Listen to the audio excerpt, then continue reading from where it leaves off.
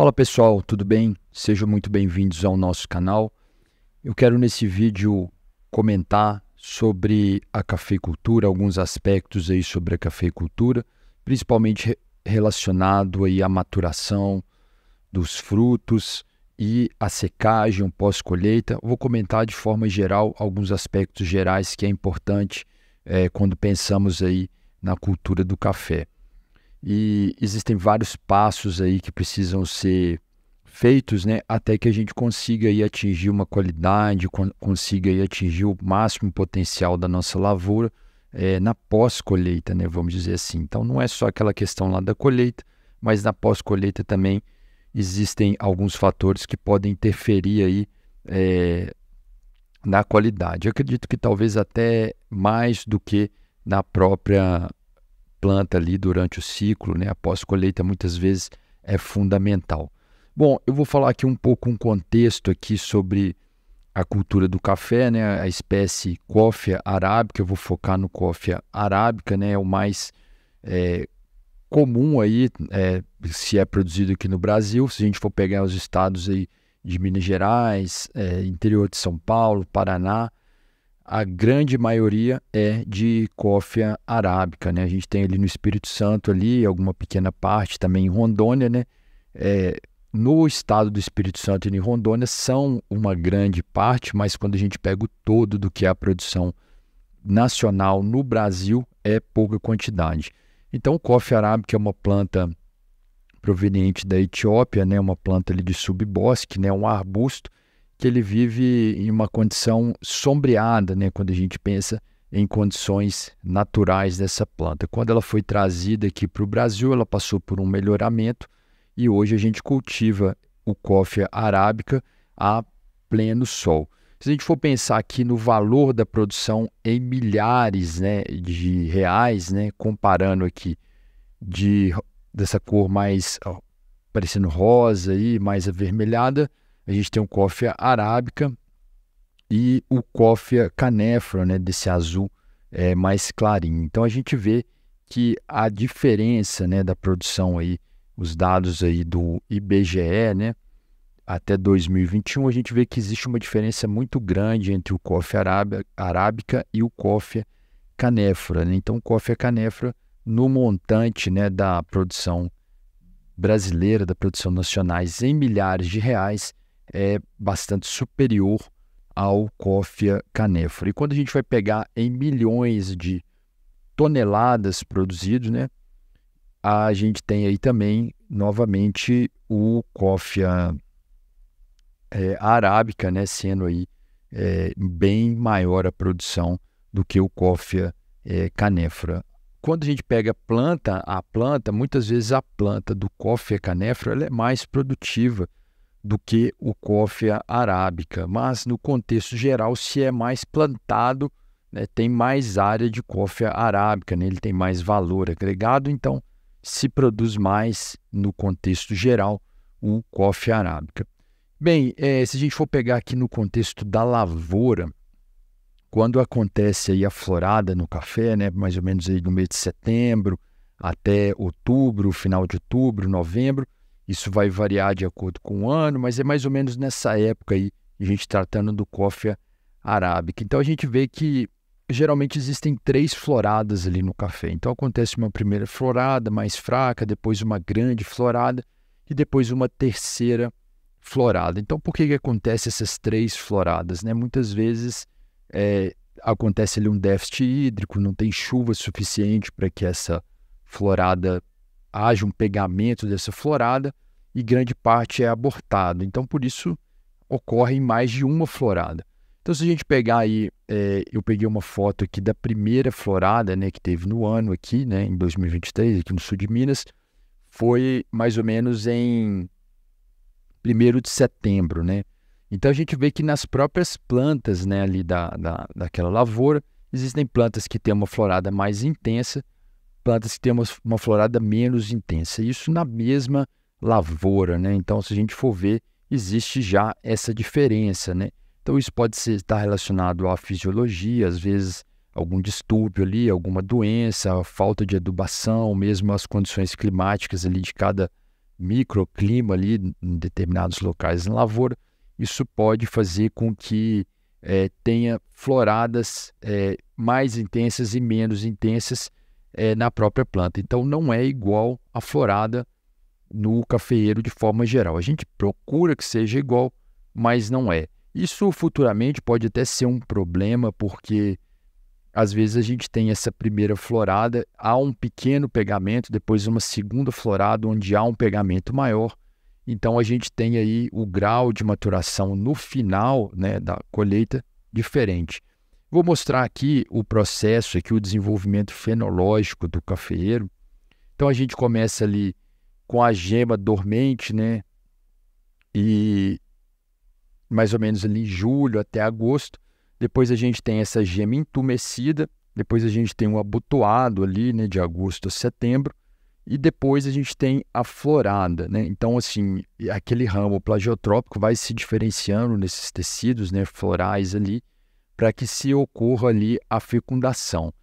Então, depois que tem essa pós-florada, a gente começa a ter o chumbinho. O chumbinho é o fruto, né, que é proveniente do ovário, que vai ser o ovário que foi fecundado. Então, às vezes, naquele tanto de flor que a gente vai ver no cafeeiro, nem todas as flores, né, vão estar fecundadas, né? Muitas não vão estar fecundadas, e isso vai acontecer que não vai formar o chumbinho. E como eu disse, pode acontecer de na primeira florada algumas flores serem fecundadas e abortarem, e na segunda florada outras. Então você tem uma diferença nesses estágios aqui fenológicos na planta. Depois que ocorreu ali a fecundação, né, a gente tem a fase de expansão dos frutos, né? Então o amadurecimento ele vai dar em torno de 214 dias depois ali da formação do chumbinho, né? Então a gente tem ali a fase de expansão, né, até que ele chega no ponto verde ali, né, que a gente chama o grão verde. Então depois que ele está nesse grão verde, ele chegou na sua maturidade fisiológica, ele não vai mais crescer. Então a partir daí ele vai só amadurecer, né? Isso aí vai começar mais ou menos em fevereiro, abril do próximo ano, né, do ano seguinte. Então ele vai passar por aquelas fases ali verde cana, cereja, passa e seco. Esse é um grande problema, porque às vezes a gente tem a fecundação diferente na florada. Então quando a gente vai fazer essa colheita, a gente encontra todos esses estádios aí de desenvolvimento fenológico na mesma planta. Então às vezes tem uma planta que tem lá grãos verdes, né, grãos que já estão cereja e até grão passa seco. Por quê? A questão da florada, às vezes naquelas 3 floradas que deram, a fecundação ocorreu em períodos diferentes. Como que a gente reduziria isso, né? Uma forma da gente reduzir isso seria a utilização da irrigação, né, que ainda não é utilizada em larga escala, né? Não é todos os produtores de café que possuem irrigação, mas é uma tecnologia muito interessante se a gente for pensar no ponto de vista do pegamento da florada, né? Então, quando vai ter aquela seca, se a gente tiver irrigação lá, a gente consegue fazer com que a planta não aborte, né, esses frutos, né, e essa florada ali que foi, essas flores que foram fecundadas e que vão futuramente se tornar flores, né? Então, aí também uma imagem para a gente ter essa noção geral, né, desses estádios aí de maturação. E se a gente for pensar no contexto das plantas, né, a gente tem também plantas diferentes. Então aqui eu coloquei nessa foto aqui na esquerda um cafeeiro aqui do Brasil, né, um cafeeiro amarelo, né, um cafeeiro de Epamig, aí eu não lembro bem qual cultivar, mas uma cultivar brasileira. E do lado direito da foto, né, a gente tem uma imagem de um cafeeiro na Colômbia.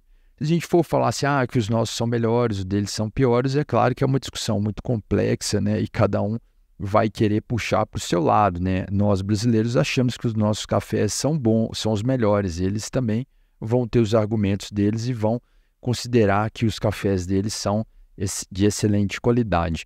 Mas o que eu quero destacar aqui é o seguinte, que quando o café ele passa por esse processo de melhoramento, ele se torna uma planta muito diferente daquela planta que é natural lá da Etiópia e que acontece lá nos subbosques lá na África. Então, a gente passou por um intenso processo de melhoramento aqui no Brasil, né? As entidades de melhoramento, né? Eu já até fiz um vídeo comentando sobre as principais entidades, né, de melhoramento. E a gente vê que uma questão aí nessa da questão da maturação é se escolhido plantas que têm essa maturação mais uniforme, né? Então, a florada mais uniforme, a formação ali das flores, né, das rosetas ali serem mais uniformes. Então, isso com certeza é um requisito ali na hora de escolher as plantas para o melhoramento.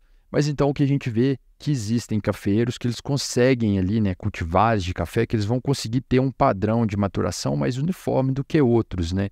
Então eu resolvi colocar essas duas fotos para que a gente veja essa diferença. Então vão ter lavouras que a gente vai ter cafés, né, espécies, né, cultivares que vão maturar de forma mais igual e outras de forma mais desigual. E tem um outro detalhe também, né? Existe o café de fruto, que o fruto é amarelo e o fruto é vermelho. Muita gente confunde, acha que o amarelo ele vai chegar a ficar vermelho.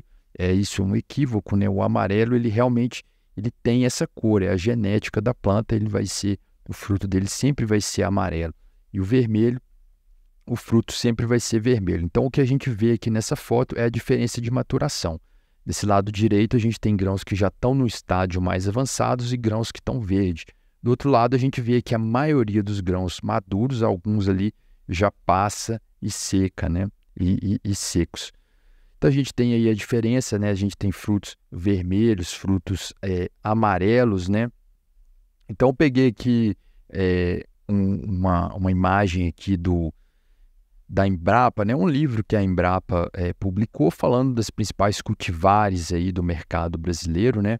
Então a gente tem aí o café que é desenvolvido pela Procafé, o Arara, que tem o fruto amarelo, e a gente tem o Bourbon amarelo também, que é uma cultivar muito tradicional que foi desenvolvida pelo IAC. Então quem é leigo, quem tem aquele olhar de longe, a gente já vê que os frutos são iguais, né? São muito parecidos, porque eles são todos amarelos, né? E se trata de coffea arábica. Então, se a gente for ver de longe, são muito parecidos. No entanto, existem algumas diferenças aí entre eles. Eu vou citar aqui algumas. Por exemplo, o porte, né? O porte do Arara é um porte baixo. O porte do café Bourbon, né, do Bourbon amarelo, ele é alto, né? Então isso aí a gente já vê essa diferença, né, do café. Isso é uma escolha, né, ali na hora do melhoramento. A questão do tamanho dos grãos, né? O Arara ele tem grãos grandes e o tamanho do grão do café, né, Bourbon amarelo, da espécie aí, Bourbon amarelo, ele é uma espécie que tem os frutos médios, né? A gente foi o vigor vegetativo, né? O Arara ele tem um vigor alto e o Bourbon amarelo tem um vigor médio. Então essa questão é mais aí relacionada ao melhoramento, às características que são escolhidas para o melhoramento. Na produtividade, né? A gente tem muito alta no Arara e média ali no Bourbon amarelo. Mas por que isso é importante no contexto da pós-colheita? Porque os grãos são diferentes, né? Os cafés são diferentes. Então, quando a gente está pensando em qualidade de café, em melhorar lá nosso lote de cafés, melhorar nossa saca, é importante que a gente separe esses lotes, né? Que a gente entenda que cada café tem algumas características, né? Por mais que tudo seja café, né? Para quem é leigo vai ver, tudo é café, mas existe ali algumas peculiaridades, diferenças, que no terreiro elas podem ser ali atrapalhar, né? Vamos dizer, às vezes algumas características podem atrapalhar ali na qualidade. Então é importante que a gente separe esses lotes, né? Que a gente tenha consciência de que cada lote tem uma característica que ele deve ser separado, né? A gente já entra aí em alguns conceitos mais modernos. Hoje a gente vê muito falando aí de rastreabilidade, né? E no final das contas está relacionado um pouco com isso, com a questão de a gente tratar melhor ali o nosso produto e conseguir separar os lotes, né? Conseguir dar rastreabilidade de onde veio aquele café. É evidente que esse conceito envolve outras questões, Mas quando pensamos aí na qualidade, é importante ter essa origem, né, a gente conseguir separar esses lotes. Bem, de forma geral, a gente pode, quando a gente vai fazer a colheita, né, geralmente as pessoas separam aí a porcentagem de verde, a porcentagem de cereja, de passa, para realizar a colheita. E isso eu falando assim no contexto geral do que acontece em campo, né? Às vezes a gente vê lá e chega assim, né, o técnico dá alguma recomendação de você entrar para colher quando tiver 30%, 25% da amostra de grãos verdes, ou seja, a maioria ali não é verde. Então a gente pegaria lá, por exemplo, 1 litro, né, do café e dentro daquele 1 litro ali, a gente separaria, contaria, né, o que tem de verde, o que tem de passa, de cereja, e a partir de então a gente decidiria o momento de entrar para fazer a colheita. Bom, e na prática, quando a gente vai ver essa questão da colheita, às vezes a gente tem lavouras ali que estão em grau de maturação diferente por causa desses aspectos todos que a gente conversou até aqui, que são dos cultivares serem diferentes, às vezes uma faixa ali de solo, de microclima que não possibilitou o pegamento excelente da florada. Mas, no entanto, essas máquinas, a colheita é um processo muito dispendioso. Então, a gente, às vezes, se o produtor está com a máquina em determinado lugar, ele não vai levá-la para uma lavoura onde está mais madura, ele já vai colher logo o que está perto e depois ele vai colher a lavoura que está mais distante. Então, é muito dispendioso esse processo da colheita. Então, isso leva a gente a crer o seguinte, que nós precisamos ter um planejamento em relação à colheita, precisamos conhecer as nossas cultivares, saber quais cultivares são precoces, médias, tardias, e quando for planejar o plantio, que é de onde tudo começa, né, é importante que a gente não tenha apenas um tipo de cultivar. É importante que tenha cultivares que são precoces, que são tardias, que são médias, para que consiga ter ali um planejamento dessa colheita, porque senão com certeza a gente vai ter problemas. Bem, a partir do momento que a gente conseguiu fazer essa colheita, a gente vai partir para a secagem dos grãos. Então a gente tem aí um processo, eu fiz aqui um esquema aqui resumido, né? Então o café ele pode chegar da lavoura, ele pode ir para um lavador, né, antes de ir para o terreiro. Quando ele vai para o lavador, a gente popularmente aí chama de via úmida. Quando ele vai direto para o terreiro, a gente chama de via seca. Então a gente colheu aquele café, colheu os frutos, né? E aí a gente vai levar para o terreiro, ele com fruto e tudo ali, né? O que a gente vai aproveitar é a semente, mas na colheita ali ele vem com fruto, né? E aí a gente chama esse processo de via seca, né? Ou cafés naturais, né? Ele sai direto da lavoura para o terreiro. Aí a gente pode também levar esse processo que a gente chama de via úmida. Então o café ele chega da lavoura, ele passa para um lavador, e aí ele passando para um lavador, né, o detalhe interessante também, porque mesmo ele passando pelo lavador, porque esse conceito é um pouco antigo, né, e muitas vezes ele não está totalmente correto, né, de via seca, via úmida. É importante a gente entender esses processos. Às vezes ele chega do terreiro, ele só passa pelo lavador. Quando ele passa pelo lavador, a gente consegue separar por densidade, né? Ou seja, os cafés mais pesados eles vão afundar e os que são mais leves vão boiar. E esses que vão boiar geralmente são grãos xoxos, né? Grãos brocados, grãos de certa maneira defeituosos, né? Então a gente tem aí esse processo aí de separação ali por densidade. E a gente pode simplesmente separar por densidade e já levar para o terreiro, né? A gente já tem uma forma de separar o café. Bem, depois que ele passar pelo lavador, a gente também pode levar ele para o descascador, né? Então ali no descascador a gente vai retirar aquela casca dele, né? Então vai ser ali por atrito, né? Então a partir daquele momento ali os grãos que estão mais maduros, né, eles vão soltar facilmente, né, o fruto dos grãos, e os grãos verdes vão permanecer. Então é mais uma maneira aí da gente separar na questão da qualidade. No entanto, que é importante que a gente entenda esses processos, porque muitas vezes o produtor ele possui até algumas máquinas, mas essas máquinas elas estão muito mal calibradas, mal reguladas e não funcionam corretamente. Então é importante entender o conceito para que serve cada processo. Então o descascador vai tirar ali, né, separar os grãos que estão maduros dos verdes. E aí a gente tem um último processo, lembrando que pode sempre ir direto para o terreiro, né? Isso vai depender da máquina ali que o produtor tem. A gente tem o desmucilador. Então, ao redor ali do café, né, da semente, né, do grão de café, ele vai ficar ali uma mucilagem, né? Então a gente também consegue retirar essa mucilagem para a gente fazer o que a gente chama de cereja descascado, né? Então esse café cereja descascado ele já perdeu ali todas as estruturas de proteção ali da semente. No entanto, ele ocupa menos espaço no terreiro, ele seca mais rápido, né? E a gente já tem ali basicamente um café especial quando esse processo é feito corretamente, as máquinas estão reguladas ali corretamente.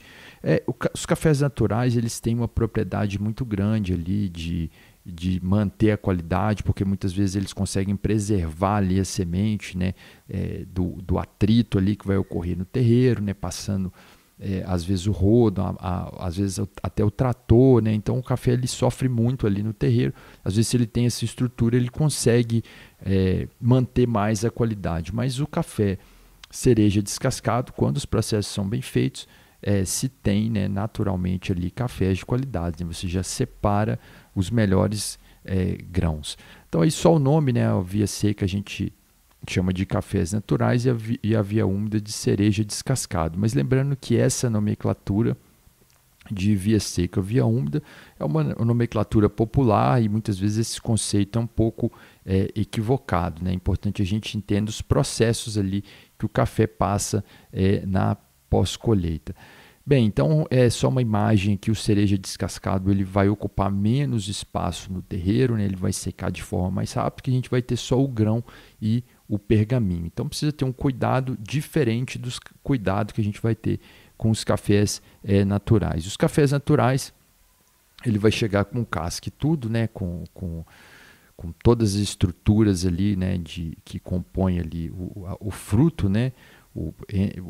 E então a gente tem essa questão das cores ali dos frutos, né? Se a gente for pensar o vermelho e o amarelo, né, a incidência, né, a forma como que eles vão absorver a energia solar ali vai ser diferente. Então, eles vão secar de forma diferente. Então, é muito importante que a gente não misture, né, esses lotes, os cafés vermelhos com os cafés amarelos, né? Isso vai ajudar bastante ali no processo de secagem. E aí, muitas vezes, isso é feito de forma manual, né? O processo ali de rodar os cafés ali no terreiro. E também pode ser feito de forma mecanizada, né? Às vezes com fazenda muito grande usa até trator, dependendo usa essa moto, né? Essa moto para poder fazer, para rodar esses cafés, né? O importante é que esses cafés ali, esses lotes sejam separados e que tenha esse cuidado, porque o processo ali, né, de rodar o café muitas vezes estraga o café, né? Passa por cima ali, alguns grãos já estão descascados, outros não. E aí isso modifica ali a qualidade, né? Pode atrapalhar a qualidade. E aí para encerrar a gente tem a secagem dos grãos, né? São levados para os secadores. Essa estrutura a gente tem um pré-secador em cima e embaixo um secador rotativo, né? Então o café muitas vezes fica em cima ali nesses pré-secadores, né? E depois ele passa para o secador. Evidente que cada processo desse ele deve ser visto, né, de forma separada e detalhadamente, porque existem várias peculiaridades que envolvem cada processo, mas é importante que se tenha ali um cuidado ali, principalmente nessa parte da secagem, a questão da temperatura, né? Então, às vezes, a temperatura deve ser controlada, né? Não deve passar muito de 40 graus, 45 graus. E quanto mais lentamente ele for secando, mais a gente consegue manter a qualidade. E, por final, a gente tem a questão do armazenamento, né? Então, o armazenamento também é uma fase importante, né? Não é interessante que esses armazéns, esses locais, né, onde que o café vai ficar armazenado, tem entrada de luz, né? Roedores também é preciso ficar atento para que ele consiga ali manter a qualidade. Então, de forma geral, pessoal, quis abordar alguns aspectos aqui sobre a cultura do café. Eu fico por aqui. Se você tem algum comentário, alguma dúvida, pode deixar aqui registrado. A gente vai tentar responder. Um abraço a todos e até a próxima.